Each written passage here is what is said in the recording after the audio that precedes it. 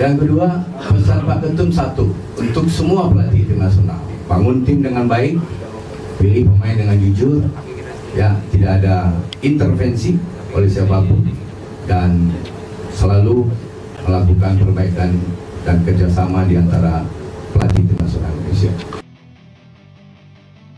Striker tumpul. Arkan Kakak dicap sebagai pemain titipan. Mauresmo Hinoke didatangkan untuk tambahan amunisi. Begini penjelasannya. Kiamat dahsyat hampiri Vietnam U19. Susah-susah berlatih di Cina. Ternyata dapat musibah besar yang menghampirinya. Penampilan semakin memukau di Eropa. Tak lagi menjadi bek tengah. Ini posisi rekan Bagot sekarang di klubnya.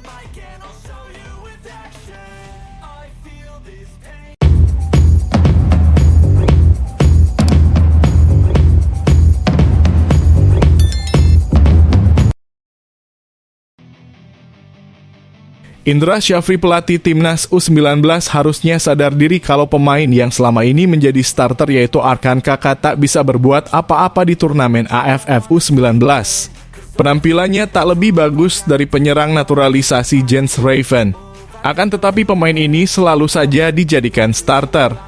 Apa sebenarnya yang membuat Indra Syafri selalu menjadikan Arkan Kakak sebagai starter daripada Jens Raven dan Wilber Jardim?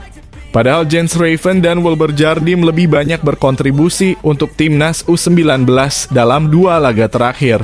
Hal ini mengindikasikan bahwa banyak netizen yang bilang bahwa Arkan Kakak itu pemain titipan dari Bima Sakti, asisten Indra Syafri di timnas U19. Tapi tak salah juga apa yang dikatakan netizen. Terlebih Arkan Kakak sendiri pernah menjadi pemain andalan Bima Sakti di timnas U17 yang berlaga di Piala Dunia U17 beberapa waktu silam. Apabila terbukti benar Arkan Kakak ini pemain titipan, jajaran pengurus PSSI harus segera bertindak tegas tangani permasalahan ini dengan mencoret nama Arkan Kakak dari skuad timnas U19. Sebagai gantinya masih banyak lagi pemain-pemain hebat dan berkualitas yang tak kalah bagusnya dengan Arkan Kakak. Apalagi ada beberapa pemain muda yang diproyeksikan PSSI akan segera dinaturalisasi termasuk Mauresmo Hinoke. Kualitas Mauresmo Hinoke tak diragukan lagi. Terbukti, pada ajang Piala Toulon Cup di Perancis beberapa waktu silam pemain ini menunjukkan kualitasnya sebagai calon pemain Indonesia yang hebat. Demi menunjang amunisi timnas U19 di ajang AFF U19 ini. Alangkah baiknya Ketua Umum PSSI Erick Thohir segera panggil Mauresmo Hinoke ini untuk gantikan Arkan Kakak di timnas U19. Walaupun berposisi sebagai gelandang, Mauresmo Hinoke juga mengerikan ketika berada di depan gawang lawan. Bagaimana guys menurut kalian dengan Arkan Kakak ini? Apakah Arkan Kakak ini pemain titipan atau bukan? Dan kalau iya, apakah layak Arkan Kakak ini dicoret dari skuad timnas Indonesia U19 dan digantikan Mauresmo Hinoke?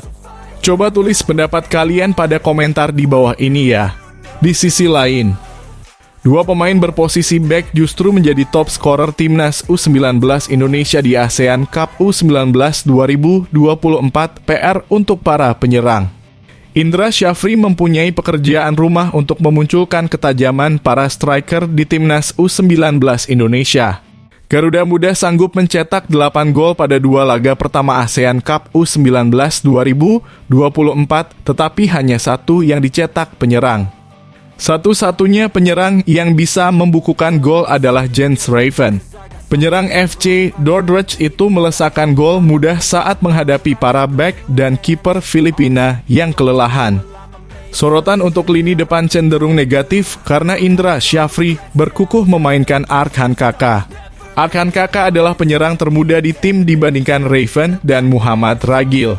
Biarpun menjadi andalan timnas U17, bahasa tubuh Arkan semakin lunglai tiap kali menerima bola di 2 laga terakhir. Raven pun belum meyakinkan karena gagal mencetak gol usai diberi menit main lebih banyak saat melawan Kamboja. Sumber gol Indonesia justru berasal dari lini belakang.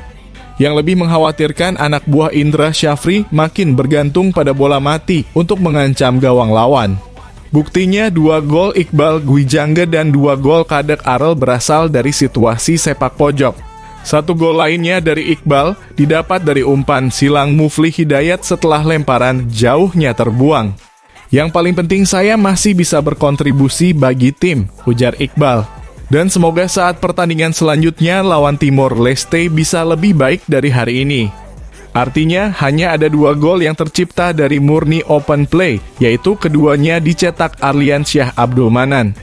Ali pun memperoleh gol itu dari cara template yang menjadi hafalan pemain, yaitu cutback dari Doni Tri Pamungkas. Unsur kreativitas dari lini tengah serta pergerakan cair seorang striker belum terlihat dari tim asuhan Indra. Kekurangan ini tidak menghentikan Indonesia untuk meraih kemenangan, karena hanya melawan tim lemah. Saat berjumpa tim kuat di babak semifinal atau final, apa jadinya jika Indra gagal menyetel lini depan untuk tajam?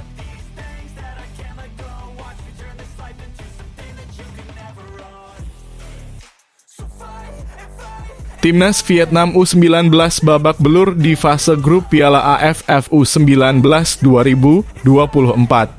Persiapan yang digelar di Cina sebelum turnamen dianggap belum cukup untuk bisa bersaing dengan Australia. Pada laga pertama grup B, Vietnam bertemu Myanmar. Di atas kertas, The Golden Start bisa meraih kemenangan atas Myanmar. Namun, yang terjadi di atas lapangan justru berbeda. Vietnam hanya imbang 1-1 lawan Myanmar. Sementara pada matchday kedua, Vietnam harus berhadapan dengan Australia yang jadi unggulan grup B. Vietnam melawan, akan tetapi kalah dengan skor mencolok. Mereka kalah dengan skor 2-6. Vietnam diprediksi bisa bersaing dengan Australia di grup B. Namun ketika berjumpa di Stadion Gelora 10 November pada hari Minggu 21 Juli 2024 kemarin, Vietnam babak belur dan menelan kekalahan 2-6. Menariknya bagi pelatih Hua Hien Vinh, hasil itu tidak terlalu mengejutkan. Dia sadar bahwa Australia adalah tim paling kuat dan persiapan yang mereka jalani di Cina belum cukup untuk bisa bersaing di grup B. Persis seperti yang kami prediksi sebelum turnamen, mereka adalah tim terkuat di grup ini dan pantas dipilih sebagai kandidat teratas juara, kata Hua Hien Vinh dikutip dari Tet Hao 247. Meskipun kami menjalani 3 laga uji coba di Cina. Namun hal itu belum cukup bagi para pemain untuk bersaing menuju turnamen yang sangat kompetitif seperti Piala AFF U19 2024 ini. Sambung Hua Hien Vinh. Vietnam dipastikan gagal menjadi juara grup B, namun peluang untuk lolos ke babak semifinal masih terbuka. Vietnam masih bisa mengincar peringkat kedua terbaik, walau peluang mereka lolos sangat kecil. Vietnam masih punya 1 laga di grup B, jadi poin maksimal yang bisa didapat adalah 4. Mereka harus berharap runner-up grup A dan C meraih poin lebih rendah untuk lolos ke semifinal. Jika lolos ke semifinal dengan status juara grup B, maka Vietnam akan bertemu lawan sulit yakni Indonesia. Sebab potensi Indonesia menjadi juara grup A sangat besar.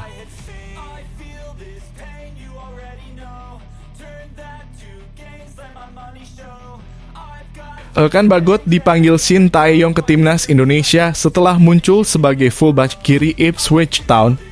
Kejutan ditampilkan pelatih Ipswich Town, Kieran Mchkena, saat sang tim menjalani laga uji coba kontra juara Liga Ukraina 2023-2024, Shakhtar Donetsk, di Austria pada Sabtu, 20 Juli 2024 malam waktu Indonesia Barat. Kieran Mchkena yang menurunkan Elkan Bagot di menit 60 tidak memainkan pesepak bola 22 tahun itu sebagai bek tengah. Elkan Bagot diturunkan di posisi yang tidak biasa, yakni fullback kiri. Di luar dugaan, bek bertinggi badan 196 cm itu tampil apik saat dimainkan sebagai fullback kiri. Ia sanggup mematikan pergerakan winger kanan Shakhtar Donetsk, Marian Shved. Bahkan dalam sebuah momen, Elkan Bagot menampilkan sprint kencang, sesuatu yang sebelumnya tak pernah ditunjukkan ex-pemain Bristol Rovers tersebut. Saat melakukan overlapping, Elkan Bagot menusuk ke kotak penalti lawan sampai akhirnya melepaskan umpan silang. Meski umpan silang Elkan Bagot dapat diamankan pemain belakang Shakhtar Donetsk, si kulit bulat hampir masuk ke gawang klub Ukraina tersebut karena menyentuh jaring gawang bagian samping. Kesempatan Elkan Bagot merumput di Premier League 2024 hingga 2025 bersama Ipswich Town semakin besar jika tampil perform di posisinya baru tersebut. Sebab pesaing Elkan Bagot di posisi fullback kiri hanya 2 orang, yakni Leif Davis dan Corien Daba. Hal itu berbeda jika Elkan Bagot bermain sebagai bek tengah, yang mana ada 5 bek tengah tangguh yang saling bersaing. Sebut saja Jacob Graves, Axel Tuanzebe, Luke Wo Olvenden, Cameron Burgess, dan George Edmundson. Karena itu ada peluang Elkan Bagot menjalani debut di Premier League sebelum jeda internasional dimulai September 2024 alias dimulainya babak ketiga kualifikasi Piala Dunia 2026 zona Asia.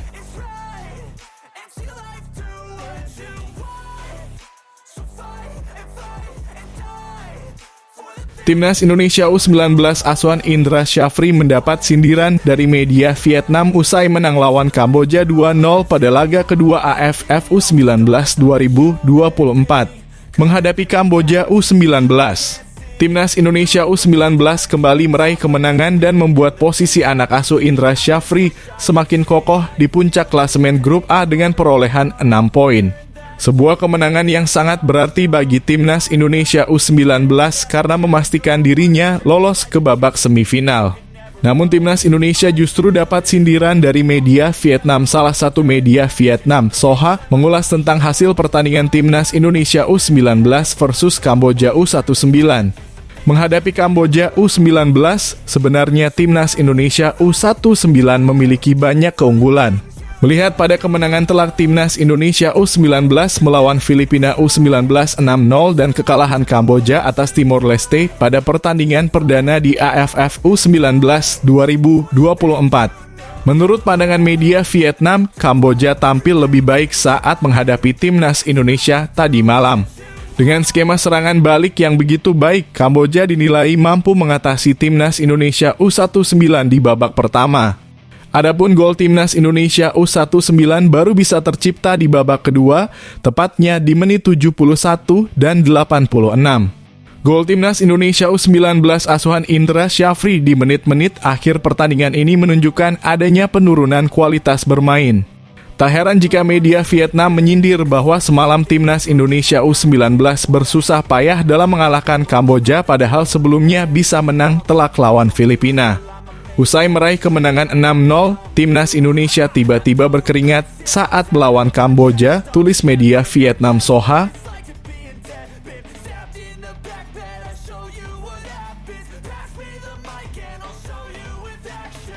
Ketua Umum PSSI Erick Thohir pernah berbicara soal alasan menaturalisasi Jens Raven yang kualitasnya mulai diragukan saat bermain untuk Timnas Indonesia U19. Jens Raven menjadi perbincangan usai gagal mencetak gol pada pertandingan Timnas Indonesia melawan Kamboja di Piala AFF U19 2024.